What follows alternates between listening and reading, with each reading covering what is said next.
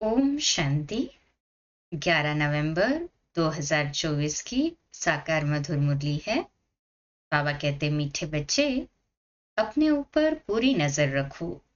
कोई भी बेकायदे चलन नहीं चलना। श्रीमत का उल्लंघन करने से गिर जाएंगे। प्रश्न: पद्मा पदम पति बनने के लिए कौन सी खबरदारी चाहिए? उत्तर: सदैव ध्यान रहे, जैसा कर्म हम करेंगे हमें देख और भी करने लगेंगे। किसी भी बात का मिथ्या अहंकार न आए। मुरली कभी भी मिस न हो। मनसा वाचा कर्मणा अपनी संभाल रखो। ये आंखें धोखा न दे तो पद्मों की कमाई जमा कर सकेंगे। इसके लिए अंतर्मुखी होकर बाप को याद करो और विकर्मों से बचे रहो। ओम शांति। रूहानी बच्चों को बाप ने समझाया है।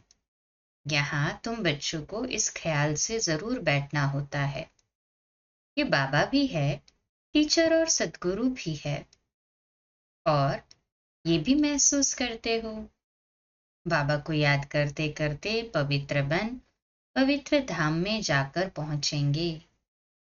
बाप ने समझाया है कि पवित्र धाम से ही तुम नीचे उतरते हो। उसका नाम ही है पवित्र धाम। परम धाम को आज बाबा पवित्र धाम कहते हैं। सतो प्रधान से फिर सतो रजो तमो। अभी तुम समझते हो कि हम नीचे गिरे हुए हैं, अर्थात वैशालय में है। भल तुम संगम युग पर हो, परंतु ज्ञान से तुम जानते हो कि हमने किनारा किया हुआ है। फिर भी अगर हम शिव बाबा की याद में रहते हैं तो शिवालय दूर नहीं। शिव बाबा को याद नहीं करते तो शिवालय बहुत दूर है। सजाएं खानी पड़ती है तो बहुत दूर हो जाता है। तो बाप बच्चों को कोई जास्ती तकलीफ नहीं देते हैं। एक तो बार बार कहते हैं मनसा वाचा कर्मणा पवित्र बनना है। ये आंखें भी बड़ा धोखा देती है। इनसे बहुत संभाल कर चलना होता है। बाप ने समझाया है कि ध्यान और योग बिल्कुल अलग है। योग अर्थात याद। आंखें खुली होते भी तुम याद कर सकते हो। ध्यान को कोई योग नहीं कहा जाता।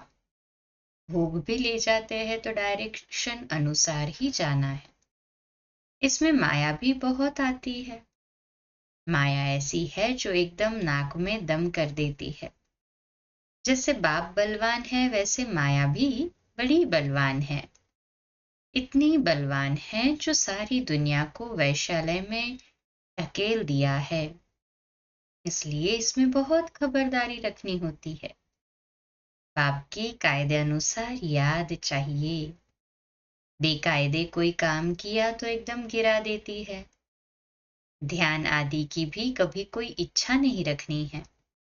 इच्छा मात्रम अविद्या।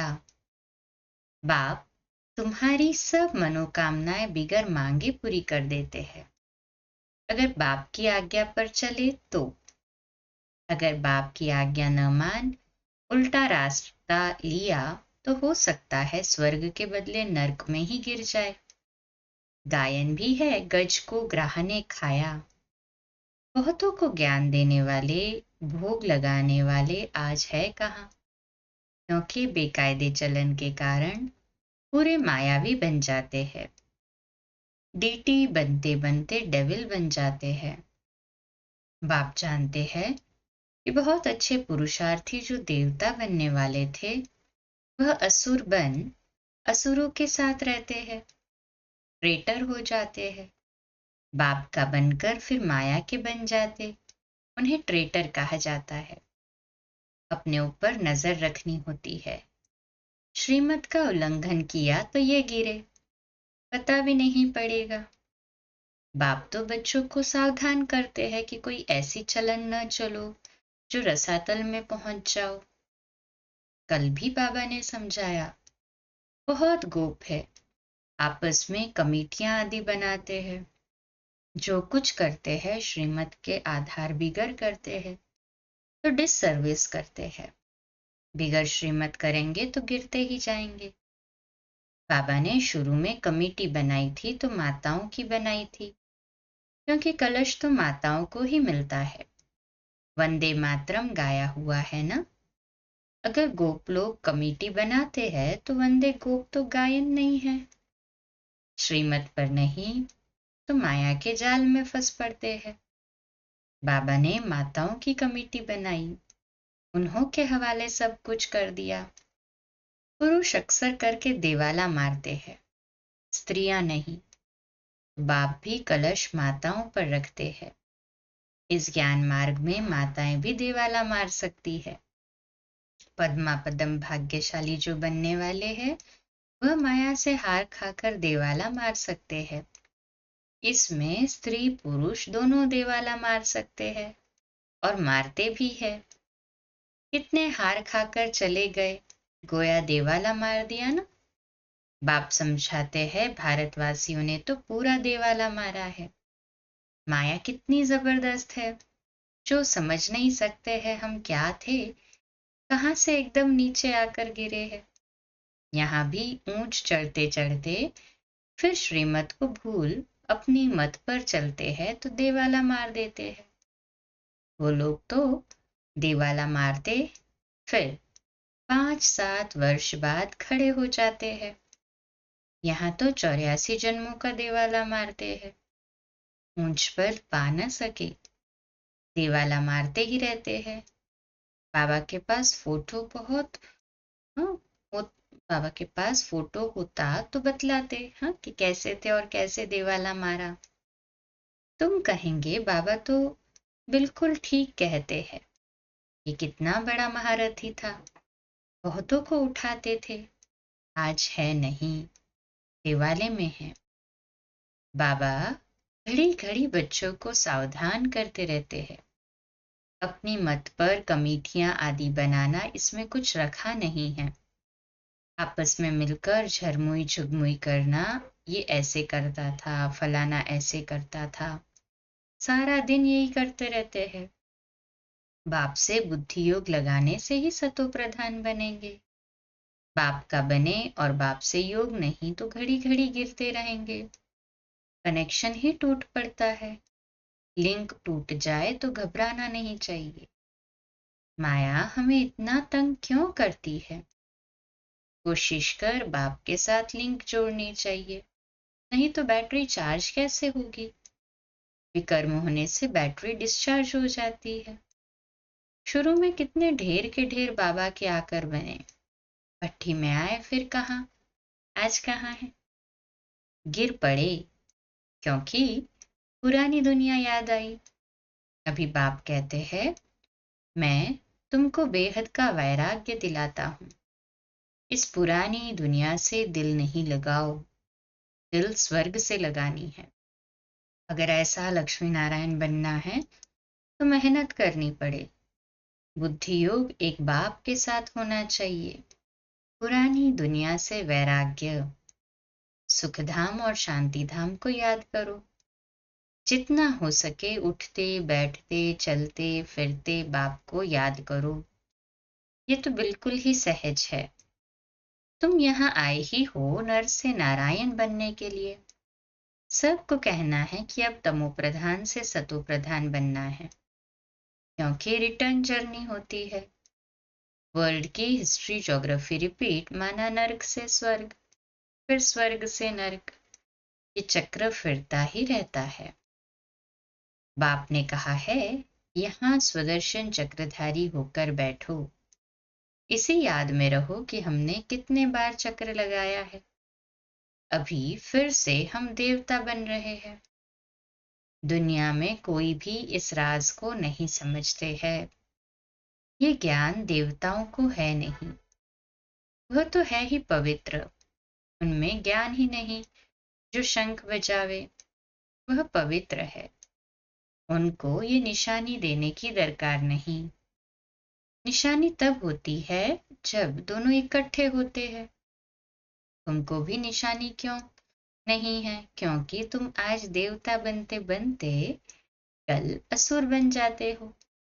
बाप देवता बनाते, माया असुर बना देती है। बाप जब समझाते हैं तब पता पड़ता है कि सचमुच हमारी अवस्था गिरी हुई है। कितने बेचारे शिव बाबा के खजाने में जमा कराते, फिर मांग कर असुर बन जाते। इसमें योग की ही सारी कमी है।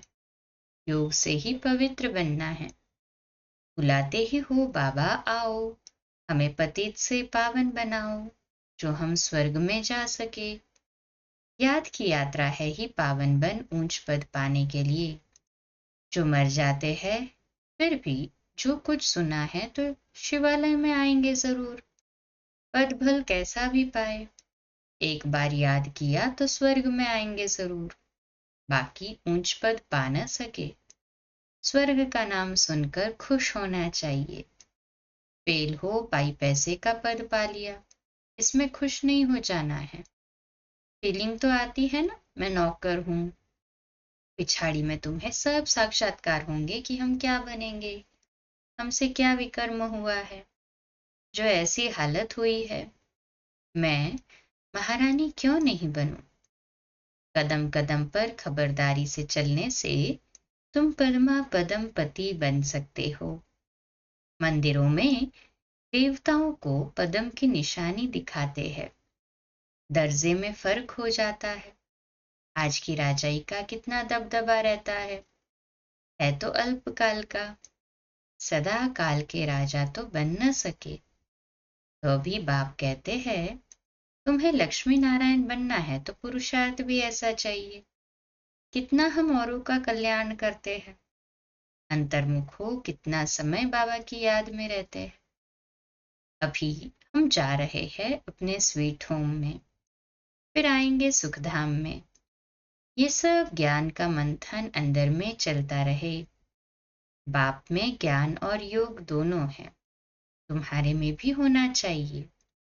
जानते हो हमें शिव बाबा पढ़ाते हैं तो ज्ञान भी हुआ और याद भी हुई। ज्ञान और योग दोनों साथ साथ चलता है।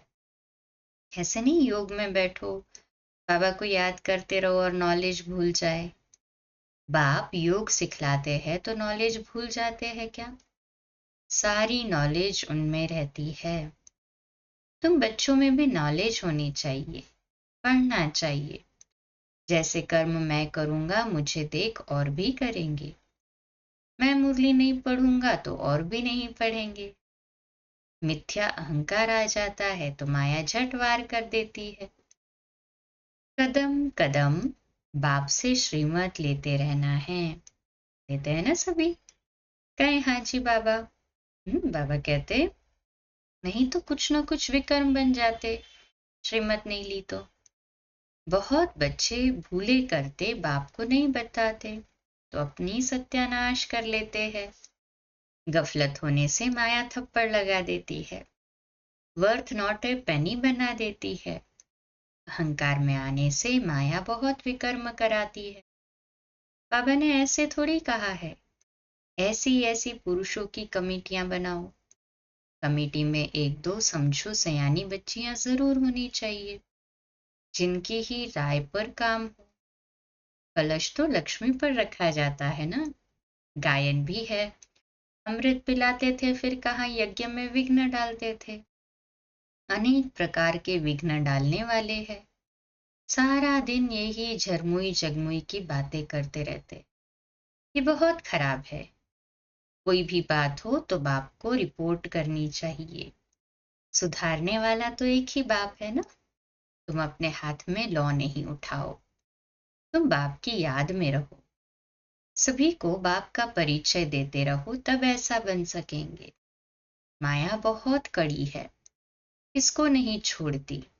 सदैव बाप को समाचार लिखना चाहिए, डायरेक्शन लेते रहना चाहिए। यूं तो डायरेक्शन सदैव मिलते रहते हैं। ऐसे तो बच्चे समझते हैं बाबा ने तो आपे ही इस बात पर समझा दिया। बाबा तो अंतर्यामी है। बाबा कहते नहीं मैं तो नॉलेज पढ़ाता हूँ, इसमें अंतर्यामी की बात ही नहीं। हाँ, ये जानता हूं कि ये सब मेरे बच्चे हैं। हर एक शरीर के अंदर मेरे बच्चे हैं। बाकी ऐसे नहीं कि बाप सभी के अंदर विराजमान है। मनुष्य तो उल्टा ही समझ लेते हैं। बाप कहते हैं, मैं जानता हूं कि सभी तख्त पर आत्मा विराजमान है। ये तो कितनी सहज बात है। सभी चैतन्य आत्माएं अपने अपने तख्त पर बैठी है, फिर भी परमात्मा को सर्वव्यापी कह देते हैं। ये है एक गज भूल। इस कारण ही भारत इतना गिरा हुआ है। बाप कहते हैं, तुमने मेरी बहुत ग्लानि की है। विश्व के मालिक बनाने वाले को तुमने गाली दी है। इसलिए बाप कहते हैं, यदा यदा हि धर्मस्य ग्लानिर्भवति भारत अभ्युत्थानम् अधर्मस्य तदात्मनं सृजाम्यहम्। परित्राणाय साधूनां विनाशाय दुष्कृते धर्म संस्थापनार्थाय संभवामि। बाहर वाले ये सर्वव्यापी का ज्ञान भारतवासियों से सीखते हैं। जैसे भारतवासी उनसे हुनर सीखते हैं, वह फिर उल्टा सीखते हैं। तुम्हें तो एक बाप को याद करना है, डबल अंडरलाइन, और बाप का परिचय भी सबको देना है। तुम हो अंधों की लाठी, लाठी से राह बतलाते हैं ना। अच्छा, मीठे मीठे सिकिलदे बच्चों प्रति माता पिता बाप दादा का याद प्यार और गुड मॉर्निंग। रूहानी बाप की रूहानी बच्चों को नमस्ते। हम रूहानी बच्चों की रूहानी माता पिता बाप दादा को याद प्यार, गुड मॉर्निंग और नमस्ते। वाह बाबा वाह, शुक्रिया बाबा शुक्रिया। धारणा के लिए मुख्य सार है, पहली पॉइंट, बाप की आज्ञा अनुसार हर कार्य करना है। कभी भी श्रीमत का उल्लंघन न हो, तभी सर्व मनोकामनाएं बिना मांगे पूरी होंगी। ध्यान दीदार की इच्छा नहीं रखनी है। इच्छा मात्रम अविद्या बनना है। दूसरी पॉइंट, आपस में मिलकर झरमुई जगमुई अर्थात एक दूसरे का परचिंतन नहीं करना है। अंतर्मुख हो अपनी जांच करनी है कि हम बाबा की याद में कितना समय रहते हैं। ज्ञान का मंथन अंदर चलता है। आज का मीठा वरदान, हर आत्मा के संबंध संपर्क में आते सबको दान देने वाले महादानी वरदानी भव। तो आज का स्वमान है, मैं महादानी वरदानी आत्मा हूँ। मैं महादानी वरदानी आत्मा हूँ। विश्लेषण, सारे दिन में जो भी संबंध संपर्क में आए, उसे कोई ना कोई शक्ति का, ज्ञान का, गुण का दान दो। आपके पास ज्ञान का भी खजाना है तो शक्तियों और गुणों का भी खजाना है।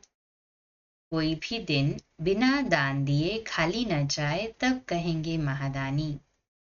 दूसरी पॉइंट, दान शब्द का रूहानी अर्थ है सहयोग देना।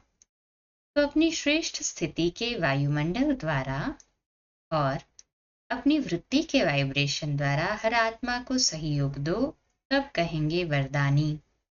स्लोगन है, जो बाप दादा और परिवार के समीप है, उनके चेहरे पर संतुष्टता, रूहानियत और प्रसन्नता की मुस्कुराहट रहती है। आज का व्यक्त इशारा, कितनी भी रुकावटें आए, लेकिन एक बल एक भरोसे के आधार पर सफलता मिलती रही है और मिलती रहेगी। जहाँ सर्वशक्तिमान बाप साथ है, वहाँ ये छोटी छोटी बातें ऐसी समाप्त हो जाती है जैसे कुछ भी थी ही नहीं। असंभव भी संभव हो जाता है, क्योंकि सर्वशक्तिवान के बच्चे बन गए। मक्खन से बाल समान सब बातें सिद्ध हो जाती है। अच्छा, कम बोलो, धीरे बोलो, मीठा बोलो, सत्य बोलो, सोच समझकर बोलो। निमित्त भाव, निर्माण भाव, निर्मल वाणी। आज का नया दिन आप सभी को मुबारक हो, मुबारक हो, मुबारक हो। शुभ दिवस। ओम शांति।